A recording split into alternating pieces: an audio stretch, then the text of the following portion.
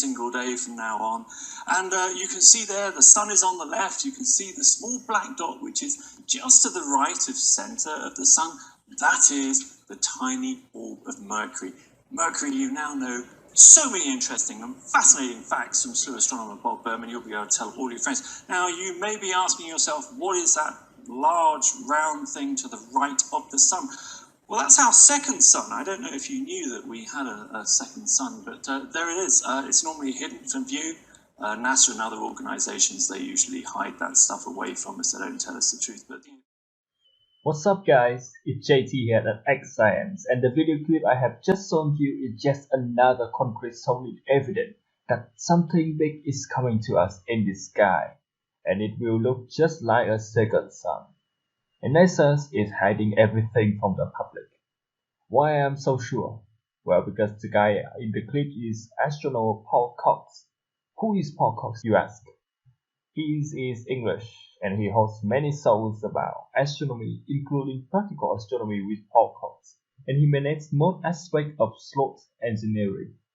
Sleuth is an international organization that runs several robotics telescopes in places with good seeing, such as the Canary Islands, and use them for live shows of events of public interest. All this to tell you that we have a valid and recognized astronomy admitting in public that another big celestial body is out there, heading our ways, and all the second sun sightings around the world are harbingers of Judgment Day. We were right all along, and NASA, ever since 1983, had been hiding everything from the public, just so the elites can keep the crowd under control and assure their group interest. Anyway, back to Mr. Cox now. After his very bold announcement, many news outlets tried to get the public to believe that he was joking.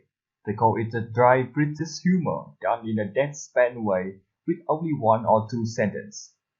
The explanation they gave was that the second sun Mr. Cox was pointing at was nothing more than a problem with the reflections of one of the telescopes asleep during that event.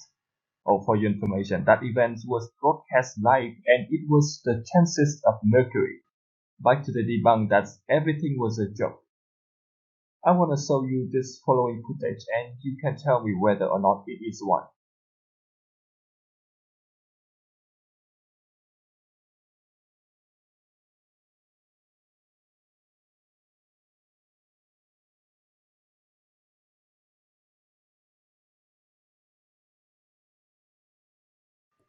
There's no way he would make the same joke again. He just admitted that what appears was very possibly Nibiru, and he even added again that sleuth does not censor such things out of the public's view like NASA does.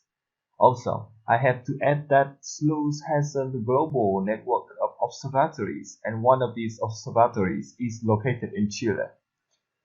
If you have been following the topic of Planet X, you would have known that its system is located below the elliptic planes, and therefore, when it approaches, it is best seen from somewhere in the southern hemisphere.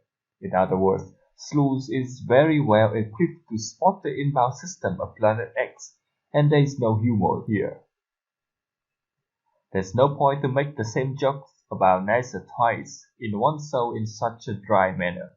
It's as if the fact that NASA censors things is too normal for people in the fields like Mr. Cox to know.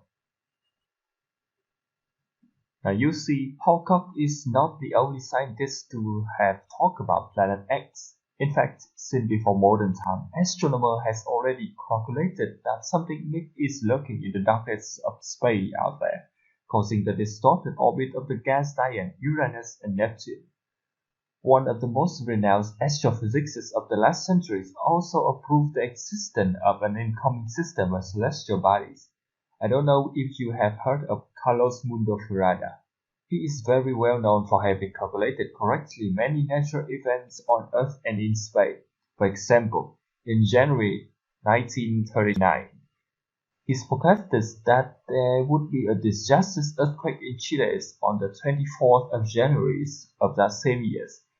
And guess what happened? It did happen. A huge earthquake shook Chile for 18 seconds, killing 40,000 people. He successfully calculated many other terrestrial extreme events, But that's not all. He even forecast correctly that Halley Comet's orbit would alter. It would spend more time closer to the Sun in 1986. What's more terrifying that he said Nibiru is real. He calculated Hercules and he said it was coming. He first mentioned it in the 1940s, 4 decades before NASA's first ever announcement. Now you can watch this very interesting footage, which was an interview with him in his last years. Cálculos y con todo, la órbita de este cometa planeta. Porque usted nos habla y nos dice que es cometa planeta porque su movimiento no es algo normal. No, Que tiene unas velocidades. es un cometa planeta porque tiene órbita elíptica como cometa y porque tiene gran masa Como planeta. como planeta. Yo lo llamo entonces planeta cometa, o sea, un planeta con cola. Explica Muñoz Ferrada que este gran astro que se acerca cargado de energía cósmica no cumple las leyes de la mecánica celeste establecidas. Posee una órbita elíptica y viaja entre nuestro Sol y un Sol negro que se encuentra a 32 billones de kilómetros. Entonces aquí en este gráfico usted nos muestra, en el gráfico, ¿verdad?, de que en este lado está la Tierra, la órbita de nuestra Tierra alrededor del Sol. Sí, señor. Y que él penetra en la órbita terrestre, aquí, pasando muy cerca de nuestra Tierra. Entonces tarda A desde 14 millones de kilómetros. 14 millones de kilómetros. Entonces acá usted en su gráfico nos presenta lo que es la estrella muerta o el Sol muerto. En ese Sol muerto él gira. Aquí a 92 kilómetros por segundo. Entonces, además de esos 92 kilómetros por segundo, él tiene otra velocidad, que es la más aterradora, ¿verdad? Que es la que se mueve muy rápido. Tres puntos triangulados de alta sismicidad que se aproximan. El norte de la costa del Mediterráneo, Francia y España. La costa sur del Pacífico, de Valparaíso a Arequipa. Y Java, Sumatra y Borneo. 3 puntos. Estos puntos van a ser terremotos de carácter volcánico. So to sum up the main points, Planet X is, according to Florida, a comet planet, so called because it has the mass of a planet but an orbit like a comet. This thing does not meet the celestial law that is known to man, and it will cross by the Earth so close that the naked eye can see it.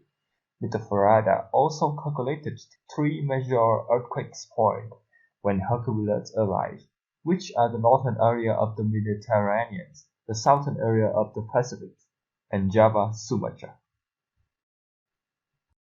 Note that Mr. Farada said it would be visible to the naked eyes, thus all our second sun sightings, even via telescope of sleuth. On April 22, 2016, the well-known Russian aerobatic team Russian Knights rehearses for May 9th Victory Parade, and they capture a very visible sense of the approaching Planet X.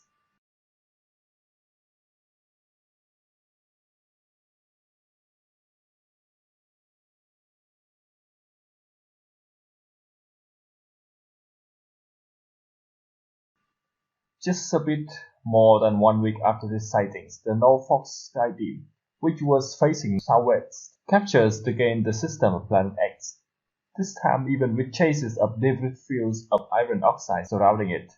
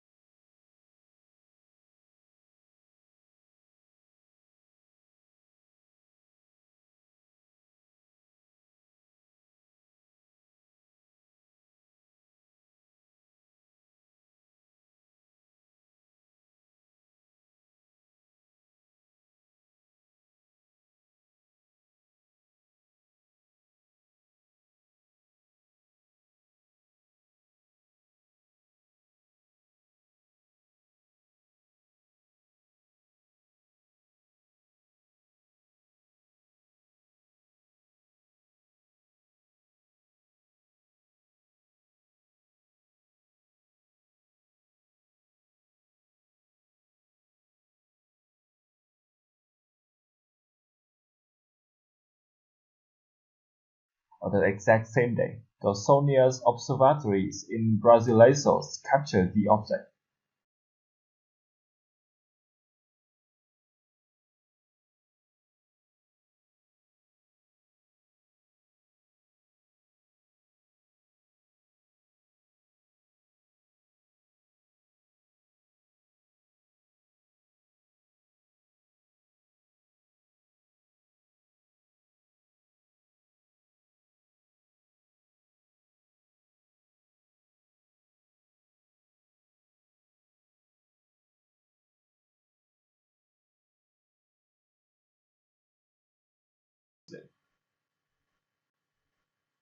Hi guys, it's JT here at X Science, and science has recently coined a completely new natural disaster, rain bomb.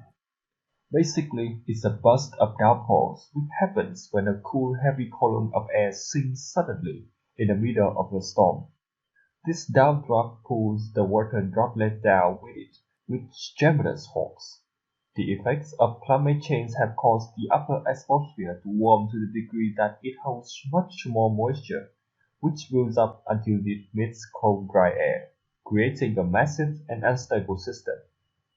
Hawaii was hit with this phenomenon on the 14th and 15th of April this year, resulting in the flooding of the botanical gardens of Hanalei Valley. These places were shut down and the consequences was closely monitored because these regions are home to species of plants and animals that are found nowhere else on the planet. Another strange water phenomenon earlier this year is the abnormalous tidal patterns in South America. There was a historical retreating of the waters along the coast of South America on the side of the Atlantic Ocean in Brazil and Uruguay, and simultaneously the crossings of water into the source along the Pacific coast of Chile and other western edge of the continent.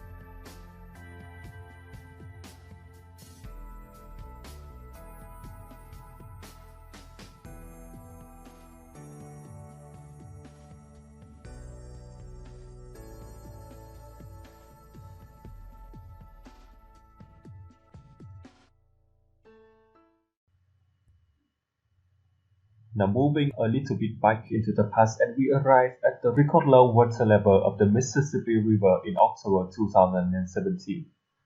Now a lot of you may have not heard of this event because it did not receive a lot of media coverage, but we understand because that is exactly what media do, driving out attentions away from the harbinger of Judgment Day. But anyway, last October, in the areas of the new Madrid seismic zone, the river became extremely shallow, with many regions becoming dry. In fact, a whole 130-mile stretch of the Mississippi, from Tennessee to the northwest of the state of Mississippi, was so low that barges were not able to ship cargoes through the region. The water level was as low as 7 feet, and that broke the record of shallowness in the Mississippi in recorded history. So just for your information, the lowest ever recorded before that was 10.73 feet, and that was all the way back to July of 1988. Here's where it got stranger. A few days before the water got this low, there had been 3 earthquakes within a short 10 hours. So the question here is, could these seismic activities be the cause for the water disappearing? Because there are hypotheses saying that the water are seeping through the cracks or are pushed somewhere else as a result of these earthquakes. Yet there are also another possible explanation, which is the severe drought in the Central Valley. Whatever the explanation, the simultaneous drought and earthquakes and retrievals of water indicate that there is something out there is going through dramatic changes. You also need to know that just a few months before this record low, the Mississippi went through what could have been considered a historical flash flooding, which affected 6 states: Missouri, Arkansas, Indiana, Oklahoma, Illinois, and Louisiana. Now I'll show you this brief news outlet which reported the flood last April and May, so you can see how extreme the phenomenon was, and remember that it went through this extreme high almost immediately before the extreme low. The point is that the Earth is going through an upheaval. But anyway, I'm going to be quiet for a few minutes, and here's the news footage. This is the Mississippi River. So those are bodies of water where you see the black on the map. That's right. Now let's advance to what it looks like now, and you're going to see that area just expand. Look at all that. Down here at Pocahontas, where we had the levee breach, Poplar Bluff. Look at all that blue. That all just fills in. Check out this on Highway 21. This is what it looks like normally. And let's go ahead and advance and show you. Look at that. So all that water spilling in right in between. When you watch the flooding, it's all the water pouring in between the two there. And so we took you back more than 7 days now, because this is the 3rd round of rain that we're dealing with. And over the last 2 weeks, more rain is in the forecast. We've been looking at it all week long. Now, some of these places in the flood zones, we're starting to see levee breaches, numerous ones we had yesterday. They're looking at 10+ inches of rain over the past 7 days. Over 100 river gauges have flooded along the Mississippi, Missouri, and Arkansas rivers. This is the area that will continue to have problems with flooding. And I do want to make a note. The major rivers, such as the Missouri and the Mississippi, we're going to continue to have flooding along. Now let's go back to the earthquakes. If you guys have been following us recently, you guys would have known that scientists are saying that the areas of the American West Coast is overdue for mega earthquake on magnitude 9 or greater. The reason is because the oceanic plate is slipping under the North American plate and is being pressed like a spring, and whether it gets hotter or spring back, it will create an earthquake and tsunami so big that many parts of America will be hit within only 15 minutes. Not to mention the nearby supervolcano Yellowstone, which would immediately kill almost 90,000 people if it erupts. Now what do I mean by the area is overdue? Chris Gowinger, earthquake geologist at the Oregon State University, and his college have been collecting core samples of sediments in the ocean for 55 years. They calculated that a mega earthquake will happen periodically, and the average interval is 240 years. The last major Cascadian earthquake was already over 300 years ago, and according to the scientists, the Earth has not experienced anything like this magnitude 9 earthquake. America is not the only place where seismic activities are acting up. In fact, the whole planet is being shook.